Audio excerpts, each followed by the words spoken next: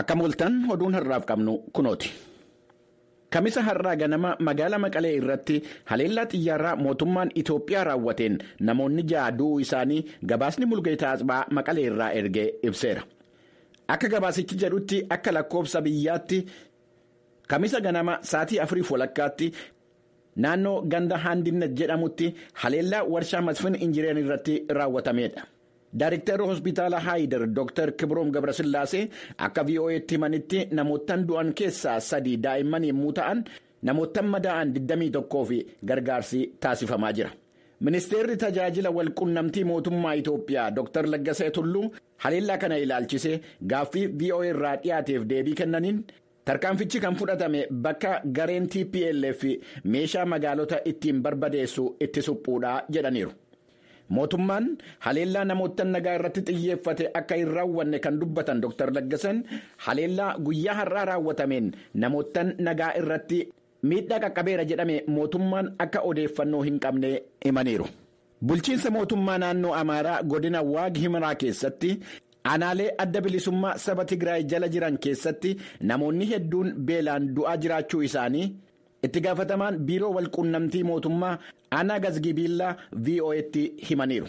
Asteer Misgaanaaw dargaggoota 12 aanaalee TPLF jala jiran keessaa baqatanii bahan dabalatee namootaan aanaalee TPLF jala jiran keessaa dhufan haasofsiisuudhaan akka gabaastetti gargaarsi namoomaa waan naannoo sana qaqqabaa hin jirree fi namoonni humna dhabanii achii bahuu hin dandeenye du'aa jiru. Biiroo ittisa balaa fi wabii midhaan nyaataa naannoo Amaaraa irraa obbo Isaayyaas Masfin bakkeewwan namoonni rakkachaa jiran sana keessatti gargaarsi namoomaa akka gahaa hin jirree fi kanaan dura namoonni 10 du'uun isaanii waan ibsame ta'us yeroo ammaa namoonni du'an dachaadhaan akka dabale namootaan aanaalee sana keessaa miliqanii bahanirraa baruu isaanii VOA'tti himaniiru.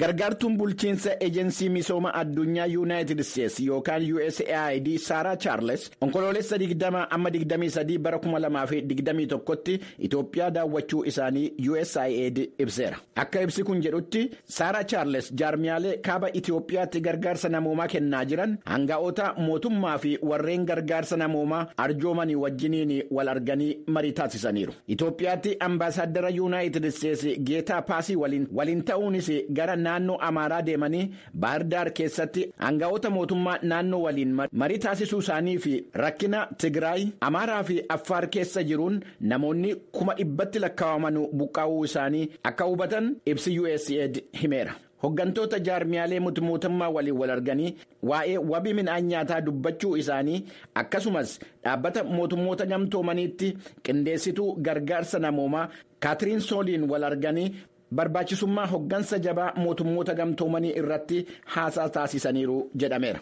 Saaraa Chaarles turtii Finfinneedhaa fi Baahirdaaritti taasisan kana keessatti Tigraay keessatti tajaajilli walqunnamtii baankii fi tajaajiloonni biroo akka deebi'anii hojiirra oolan karaan gargaarsi namoomaa itti dhiyaatu akka daanqaa malee banaa ta'u gaafachuun isaanii ibsameera.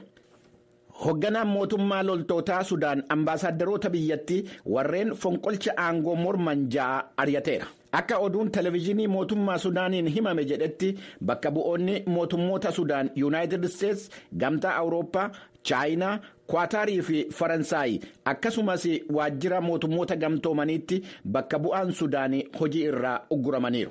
Gareen dippiloomaatotaa Sudaan tarkaanfii fonqolcha aangoo loltoonni fudhatanii balaaleffachuudhaan ibsa baasanii akka turanii gabaasameera.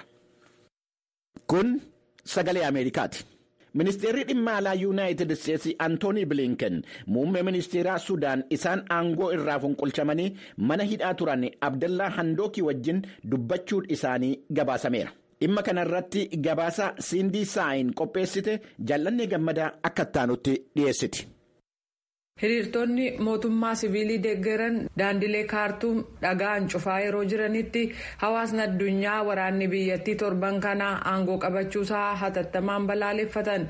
Barreessaa dureen tokkummaa mootummoota Antooniyoo Guutarees akka jedhanitti. I once again strongly condemned the